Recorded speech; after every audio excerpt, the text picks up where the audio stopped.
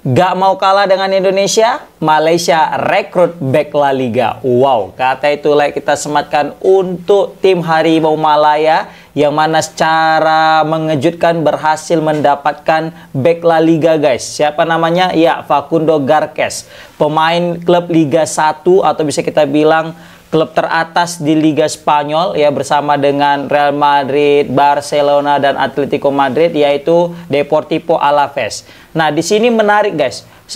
Karena apa? Karena selama ini yang didapatkan oleh Harimau Malaya ya, selaku tim Asia Tenggara yang ingin menyamai prestasi daripada timnas yang biasanya mendapatkan pemain-pemain yang tier 2, tier 3, bahkan di Liga 4-nya Liga Spanyol, kali ini nggak kaleng-kaleng, guys. Dia langsung mendapatkan pemain Liga 1 Spanyol, guys, dari klub Alaves. Dan market value-nya itu kisaran 20M lebih, guys. Ini pemain grade A. Ibaratnya bisa kita sandingkan dengan Bang Jait Jazz yang bermain bersama dengan Venezia di Serie A Italia. Walaupun ya Alaves tidak terdegradasi dan Venezia terdegradasi, setidaknya ini pemain klub tier 1 di masing-masing liga. Nah, ini semakin membara nih persaingan antara Indonesia dengan Malaysia dalam perekrutan pemain-pemain naturalisasi atau pemain-pemain yang punya darah warisan daripada kedua negara tersebut, guys. Nah, tapi di sini menarik kita lihat. Semenjak pertemuan antara Pak Erick Thohir dengan Prince Johor ya kan, TMJ, kayaknya Malaysia sekarang sudah berada di jalan yang benar. Kita tahu sebelumnya Malaysia itu hanya merekrut atau menaturalisasi pemain asing yang bermain di liga lokal mereka. Sekarang mereka kayaknya udah mulai belajar banyak dari apa yang dilakukan Indonesia dengan tidak lagi mempernaturalisasi pemain asing di liga mereka, tapi sekarang fokus kepada mencari pemain yang punya darah warisan atau bisa kita bilang darah keturunan dari negara Malaysia.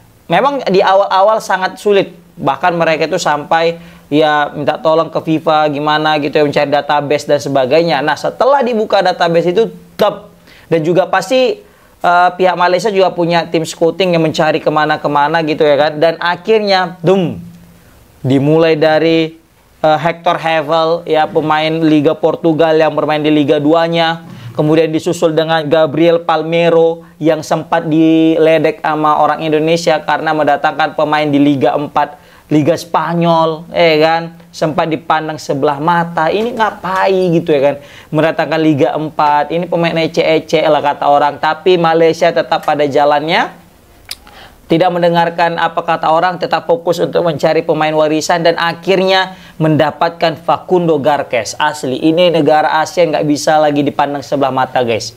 Indonesia makin membara, Malaysia makin membara juga. Maka bisa kita bilang negara Asia semakin membara dan semakin disegani. Ini nggak tanggung-tanggung ya Malaysia ini ya. Langsung menaturalisasi pemain grade A banget, guys.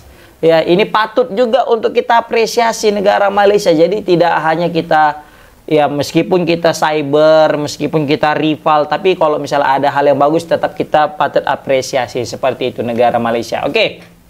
Nah, di sini dengan kehadiran Facundo ini jelas membuat negara ASEAN makin disegani di kancah Asia. Ini juga semakin menarik untuk menanti pertemuan antara Indonesia ke depannya dengan Malaysia. Kita tahu timnas kita ditolak mentah-mentah sama Federasi Sepak Bola Malaysia untuk mengadakan uji coba di bulan 9 nanti.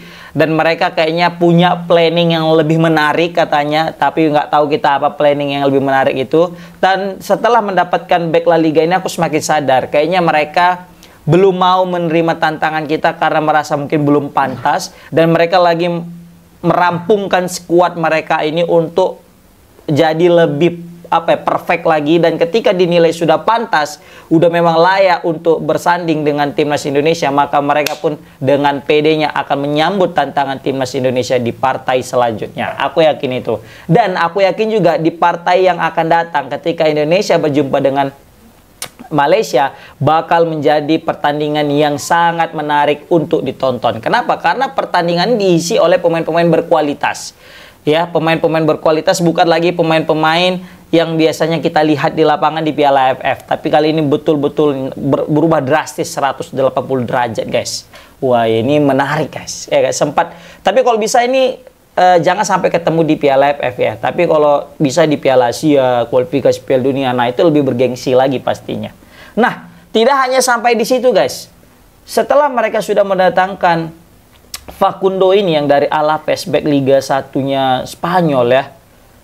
Mereka juga sekarang sedang melirik pemain yang domisili di Argentina, namanya Imanol Machuca. Nah, Imanol Machuca ini pemain yang punya market value kisaran 43 M dan bersatu sebagai winger kanan, pemain depan ini. Ya kan? Dan dia bermain di Liga 1-nya Argentina. Nama klubnya itu Vélez Sarsfield. Nah, Vélez Sarsfield ini main di Liga 1 Argentina dan satu zona dengan Boca Juniors.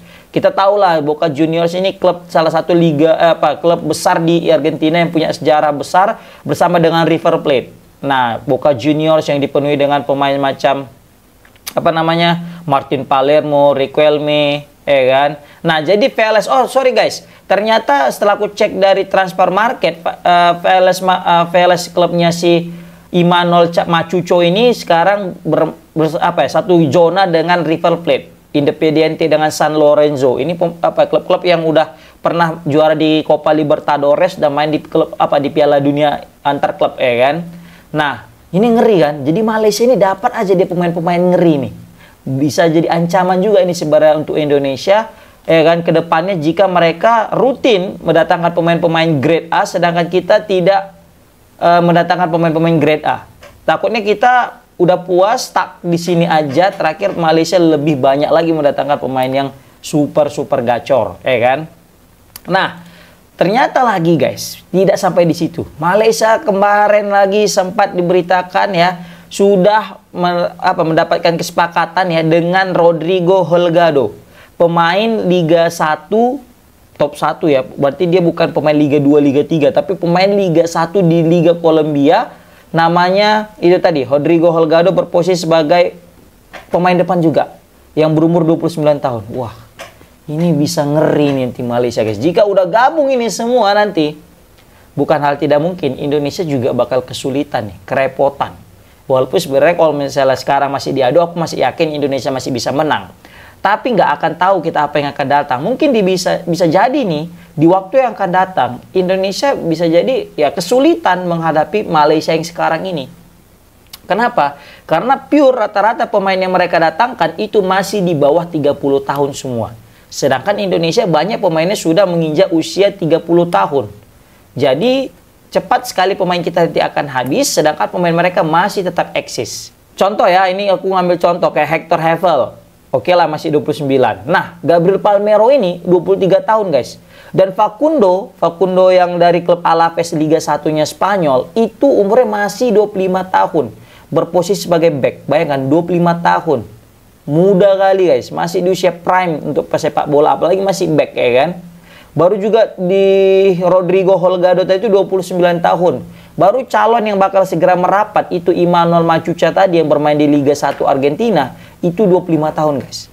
Nah ini sinyal bahaya nih, alarm bahaya juga kepada timnas Indonesia dan sinyal positif untuk timnas Malaysia yang mana untuk program regenerasi mereka kayaknya sudah aman untuk sampai 5 tahun ke depan. Walaupun sebenarnya Indonesia masih juga banyak dipenuhi dengan pemain-pemain muda kan, layaknya Ivar Jenner, Ole Romeni gitu kan, Rafael Strijk, baru juga Jay Iches. Tapi sekali lagi guys ya, Justin Hubner. Tapi kalau bisa ya kan, kita pun harus mendatangkan lagi pemain-pemain baru untuk kedalaman squad kita guys. Jadi kita nggak akan tahu tiba-tiba kayak Rockmar Mangun dapat virus dia kan. Baru Martin pas tiba-tiba dia akumulasi lah. Baru kayak Sandy Walsh cedera kan, ini jadi bahaya juga untuk timnas ke depannya guys. Nah ini dengan datangnya pemain-pemain bintang Malaysia bakal mempersulit langkah Vietnam nih untuk masuk ke Piala Asia. Jadi kayaknya serius nih TMJ dengan FAM ya, Federasi Sepak Bola Malaysia itu kayaknya betul serius gimana caranya untuk bisa lolos ke Piala Asia. Karena di grup mereka itu yang terdiri dari Vietnam ya, baru juga Malaysia, hanya satu yang bisa lolos ke Piala Asia musim depan, guys.